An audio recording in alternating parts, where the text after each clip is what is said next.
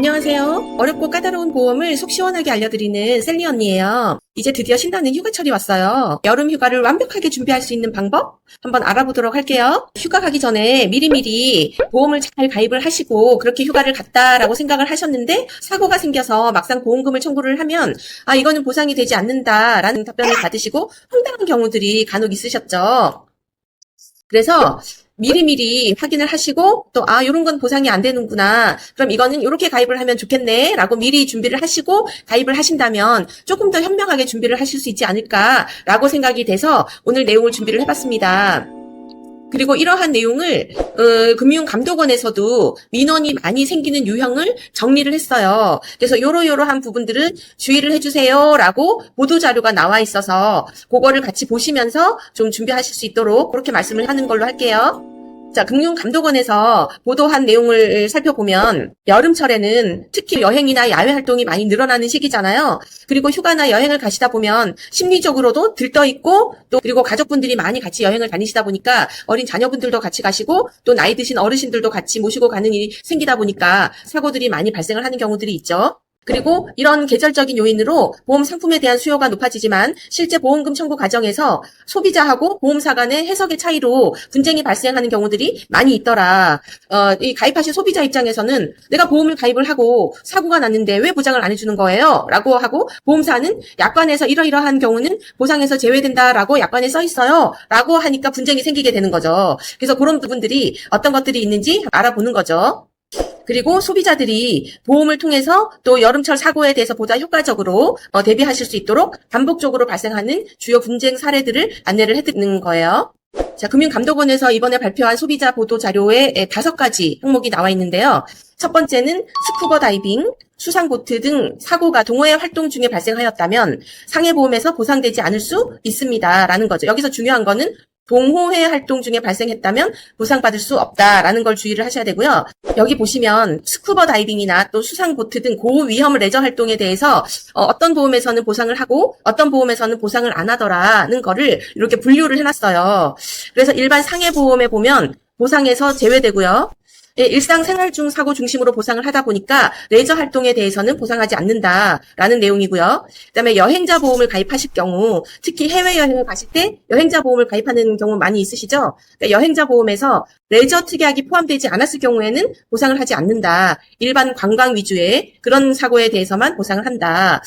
그다음에 여행자 보험에서 레저 특약이 포함되어 있을 경우는 이제 보장을 받으실 수가 있고요. 보장 범위가 고위험 레저 활동에 보상을 한다. 그러니까 해외여행을 가실 때 젊으신 분들은 특히 액티비티 활동이 많이 포함되어 있는 그런 여행일 경우에는 여행자 보험에 레저 특약이 가입되어 있는지 꼭 확인을 하시고 만약에 안 되어 있으면 가입을 하는 여행자 보험을 가입하시는 게 좋겠죠.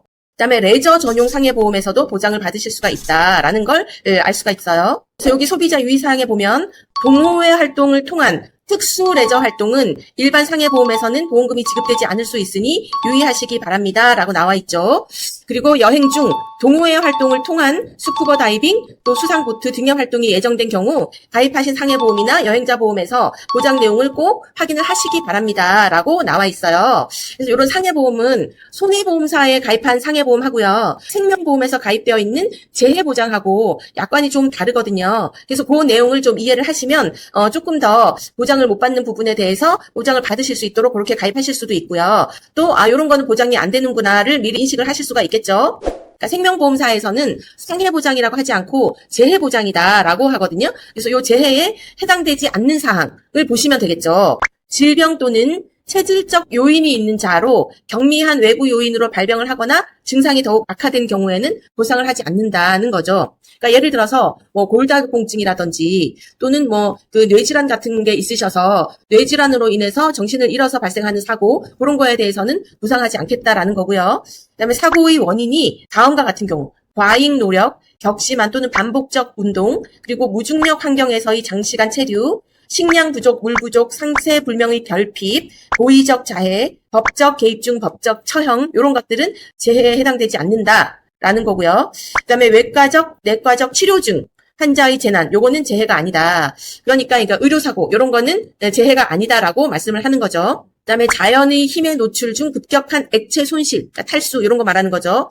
그다음에 우발적 익사, 그다음에 익수 이런 거에 대한 사고는 보상하지 않겠다. 그러니까 생명보험사에서 특히 주의하셔야 되는 게 지금 여기 말씀드리는 우발적 익사 그다음에 익수 이런 거에 대한 것은 보상이 되지 않는다. 그러니까 여름에 뭐 바다에서 익사 사고가 났다든지 또는 계곡에서 익사 사고가 났다든지 이런 거에 대한 거는 보상하지 않겠다라는 거죠. 그래서 생명보험사의 재해에 대한 부분은 여름에 물놀이에 해당이 되는 경우에는 이런 사고가 있을 수 있으니까 보상을 못 받는 경우가 생길 수가 있겠죠. 그리고 질병으로 인한 호흡장애, 삼킴장애 이런 것들은 재해에 해당되지 않는다라고 나와 있죠.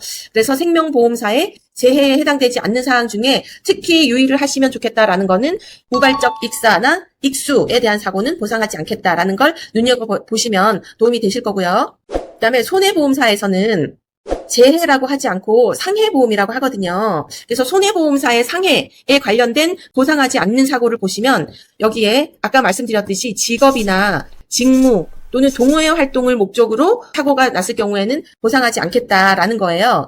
그래서 내가 직업적으로 위험한 직군에 있어서 밖에 상해 사고가 많이 발생하는 그런 직업이나 직무를 갖고 계시는 분들은 손해보험사의 상해보험을 가입하시는 것보다 생명보험사의 상해보험을 가입하시는 게 유리하겠죠. 그리고 동호회 활동을 많이 하시는 분들도 손해보험사에서는 동호회 활동에 대한 부분이 보장이 안 되니까 동호회 활동 중에 사고에 대해서 보상을 받고 싶다라고 하시는 분들은 생명보험사의 재해보장보험을 가입하시면 유리하실 수 있겠죠. 물론 이제 익사나 익수에 대한 거는 또 생명보험에서 보상을 하지 않으니까 그런 스쿠버 다이빙이나 또는 뭐 수상보트 이런 동호회는 보상이 안 되지만 뭐 바이킹이라든지 뭐 오토바이 동호회라든지 또는 뭐 스키 동호회라든지 이런 그런 외부 활동에 대해서는 또 생명보험에서는 보상을 해주니까 그런 걸 구분하셔서 내가 어떠한 활동을 하는지에 따라서 생명보험사의 재해보험을 가입하는 게 유리할지 또는 손해보험사의 재해보험을 가입하는 게 유리할지를 잘 판단하셔서 가입하시면 좋겠다라는 말씀을 드립니다. 그리고 전문 등반, 전문적인 등산 용구를 사용해서 암벽 또는 빙벽을 오르내리거나 특수한 기술 경험 사전 훈련을 필요로 하는 등반에 대해서는 보상을 하지 않는 거죠. 손해보험사에서는. 그러니까 글라이더 조종 또는 스카이다이빙, 스쿠버 다이빙, 행글라이딩, 수상보트, 패러글라이딩 이런 것들은 동호회 활동을 하시거나 전문적인 이런 활동을 하시는 분들에 대해서는 보상을 하지 않는다. 그러니까 전문적인 자격증이 있다거나 이런 분들은 보상을 하지 않겠다라는 거죠. 그다음에 모터보트, 자동차 또는 오토바이에 의한 경기, 시범 흥행, 이를 위한 연습 또는 시운전 이런 것들도 보상하지 않겠다라는 거죠. 그리고 선박에 탑승하는 것을 직무로 하는 사람 이런 분들이 직무상 선박에 탑승하고 있는 동안의 사고 이런 거에 대한 거는 손해보험사에서는 보상을 하지 않겠다라는 건데 아까 생명보험사에서는 보상하지 않겠다는 말이 없었잖아요. 그래서 내 직업에 따라서 손해보험사에서 보상을 하지 않는 이런 직무에 해당되시는 분들은 생명보험사의 재해보장보험을 가입을 하시는 게 훨씬 유리하신 거죠. 그리고 또 손해보험사에서는 이런 경우에는 보험금을 지급하지 않습니다. 피보험자가 시운전 또는 경기 또는 흥행을 위하여 운행 중에 자동차에 탑승하는 경우 이런 거는 보상하지 않겠다라는 거죠. 그러니까 예를 들어서 카센터를 운영하고 계시다든지 또는 뭐 자동차 영업사원이라든지 이런 분들은 시운전이나 이런 걸 하는 경우가 많이 있으시죠. 그래서 그런 분들은 손해보험사의 상해보험을 가입하시는 것보다는 생명보험사의 상해보험을 가입하시는 게 유리하다라고 볼 수 있고요. 그다음에 하역 작업을 하는 동안 예를 들어서 뭐 택배를 하신다든지 또는 뭐 물건 상하차 작업을 하신다든지 이런 분들도 그런 경우에 발생한 사고에 대해서는 손해보험사에서는 보상을 하지 않는다. 그런데 생명보험사에서는 보상을 해드리는 거죠. 그리고 자동차의 설치, 수선, 점검, 장비나 청소 작업 이런 걸 하시는 동안 보험금 지급 사유가 발생할 때 이런 거는 손해보험사에서는 보상을 하지 않는다. 그러니까 아까 말씀드렸듯이 카센터 이런 직업에 계신 분들은 생명보험사에 재해보험을 가입하는 게 유리하시겠다라고 말씀드리고요. 그다음에 건설기계, 농업기계, 작업기계로 사용되는 동안 보험금 지급 사유가 발생한 때도 생명보험사에서는 보상을 해드리지만 손해보험사에서는 보상을 하지 않는다. 그러니까 농업에 종사하시는 분들도 생명보험사의 재해보험을 가입하시는 게 유리하실 수 있죠. 그리고 피보험자가 자동차를 운전하던 중에 보험금 지급 사유가 발생할 때 또 보상을 하지 않겠다라는 거죠. 그래서 이 자동차를 운전하던 중에 보험금 지급 사유가 발생하셨을 경우에는 이제 운전자 보험 같은 걸 가입을 하시면 도움이 되시겠죠. 그래서 지금 말씀하신 것처럼 생명보험사의 재해보험하고 손해보험사의 상해보험하고 이렇게 지급하지 않는 사유가 차이가 좀 있어요. 그래서 그런 걸 잘 살펴보시고 내가 어떠한 직업에 종사하는지 그리고 내가 어떠한 업무를 주로 하시는지 그리고 내가 어떠한 동호회를 하는지에 따라서 손해보험사에 가입하는 게 유리할지 생명보험사에 가입하는 게 유리할지를 잘 검토해보시고 가입하시면 도움이 많이 되시겠죠. 그다음에 그다음에 소비자 유비 사항 두 번째 내용을 보시면 제트스키나 서핑보드 렌털 장비 파손 시 내가 이런 걸 렌탈해서 기구를 사용하고 있는데 그 장비가 파손되었을 때 일반 배상 책임 보험에서는 보상되지 않을 수 있다라는 내용을 살펴보도록 할게요. 자, 여기 제트스키나 서핑보드 같은 경우에는 워낙 장비가 고가의 장비다 보니까 내가 그걸 준비하고 계시는 경우보다는 대여해서 사용하는 경우가 많이 있으시잖아요. 그런데 대여해서 사용을 하다가 파손되었을 경우 이걸 보상을 받을 수 있느냐, 이게 이제 중요한 내용이죠. 그래서 민원 사례를 보시면 김모모 씨는 여름방학 기간 중에 동남아에서 제트스키를 일주일간 대여해서 이용하던 중 기체가 뒤집히면서 시동이 걸리지 않아 렌털 업체에 수리비를 배상한 뒤 가입했던 여행자 보험이 배상 책임 보험금을 청구를 했는데 보험사에서는 대여해서 사용한 제트스키는 피보험자가 사용 또는 관리하는 재물에 해당이 되어 배상 책임 보험의 약관상 면책 대상이므로 보험금 지급이 어렵다라고 안내를 받았다는 거죠. 그래서 민원이 발생한 거예요. 여기 보시면 배상 책임 보험 내용을 잘 이해하시는 게 중요한 포인트라고 보실 수가 있어요. 배상 책임은 내가 남에게 뭔가를 배상해야 되는 경우에 해당되는 거예요. 그런데 이때 배상할 때 내 물건은 보상을 안 해주는 거예요. 내가 책임지고 관리하는 물건은 배상에 해당되지 않는다라는 거죠. 그러면 여기에서 말씀드리는 거는 내가 제트스키나 서핑보드를 렌탈 업체에서 렌탈을 했잖아요. 그러면 그 렌탈에서 사용하고 있는 기간 동안은 그 물건은 누구 거예요? 내 거예요. 그 기간 동안은. 그래서 내가 관리하고 책임져야 되는 물건이기 때문에 그게 파손되었다라고 해서 배상 책임 보험에서 보상을 해줄 수 없다라는 거죠. 그래서 이 배상 책임 보험은 내 물건, 그리고 나에 대해서, 그리고 우리 가족에 대해서는 보상하지 않는다. 요걸 알고 계시는 게 중요한 포인트예요. 그래서 내가 다른 사람에게 배상해야 될 경우는 보상이 돼요. 그런데 내가 다쳤거나 또는 내 물건이 파손됐거나 또는 우리 아이가 다쳤거나 이런 거에 대해서는 배상하지 않는다를 이해하시는 게 중요하죠. 그리고 또 회사에서도 마찬가지예요. 영업 업무 배상 책임 보험을 가입을 하셨을 때 내가 다쳤거나 또는 우리 직원이 다쳤거나 우리 직원의 물건이 파손됐거나 이거는 배상에 해당되지 않는다. 그 대신 우리 회사나 나 종업원이 아닌 타인의 신체를 보상해야 되거나 또는 타인의 재물이 파손되었을 때 보상하는 거는 업무상 배상 책임 보험에서 보상이 된다라는 거죠. 요 구분을 명확하게 이해하시는 게 중요해요. 그래서 해외여행 중 배상 책임 보험 보상 예시를 보면 자신에 대한 거는 보상하지 않는다. 요 자신에 대한 거는 가족, 또 나에 해당이 되는 거죠. 그래서 요거는 보상하지 않는다고요. 그다음 타인의 피해에 대해서는 보상을 해주는 거죠. 그다음에 재물에 대해서도 내 물건, 우리 가족의 물건 이런 것들은 보상하지 않는다. 그런데 타인의 물건, 타인의 재산에 대해서는 보상을 한다라는 거죠. 그래서 이 배상 책임이 어떠한 부분에 대해서 보상을 하고 어떠한 부분에 대해서 보상을 하지 않는지를 명확하게 이해를 하시는 게 중요하겠죠. 그래서 렌탈 계약을 할 때 내가 점유해서 사용 관리하는 부분에 대해서는 배상 책임 보험에는 보상이 되지 않으니 렌탈을 할 때 레저 장비에 대한 손해보장이 보험에 가입되어 있는지를 확인을 하는 게 중요하겠죠. 그래서 요거는 요런 렌탈 장비에 대한 부분도 그렇지만 우리가 그 렌트카를 이용할 때도 마찬가지예요. 렌트카를 이용할 때 그 차가 망가진 부분에 대해서 보상이 되는지 안 되는지를 꼭 확인을 하시고 이용하시는 게 중요하고요. 그리고 렌트카를 이용을 할 때 차량에 대한 사고 보상도 중요하지만 내가 다치는 경우도 있잖아요. 그럴 경우에도 보상이 되는지 안 되는지를 잘 확인을 하시고 가입하는 게 중요하겠다라는 거죠. 대부분의 렌트카는 다 그런 보험에 가입이 되어 있으시죠. 그다음에 세 번째, 수영장 등 종합체육시설에서 다쳤어도 사업자의 과실이 없으면 배상 책임 보험에서 보상되지 않을 수 있어요. 그 시설에서 내가 다쳤다고 해서 무조건 보상을 해주는 거는 아니다라는 말씀을 드리는 거죠. 여기에서 중요한 거는 그 체육시설 사업주의 과실이 없다 하더라도 거기에서 다치면 굉장히 다툼이 많이 발생해요. 여기에서 내가 다쳤으니까 보상을 하라고 하고 사업주는 우리는 과실이 없으니까 보상할 수 없다라고 다툼이 굉장히 많이 발생을 하니까 요 사업주 해당되시는 분들은 요 시설에 대한 보험을 가입을 하실 때 어떻게 보험을 가입을 하시면 그런 부분에서 보상이 되는지를 잘 확인을 하시고 가입을 하는 게 중요한 포인트가 될 수 있어요. 그래서 여기 보면 박모모 씨는 여름 휴가를 맞이하여 가족과 함께 방문한 수영장에서 아이가 급하게 뛰어가다가 넘어지면서 발목 골절 결정상을 입었죠. 그러면 실질적으로는 이 수영장이 잘못했다라기보다는 그 수영장은 항상 물기가 있으니까 미끄러운 시설이죠. 그럴 때 아이가 뛰어가거나 이러지 않도록 부모가 잘 관리 보호의 책임이 있는데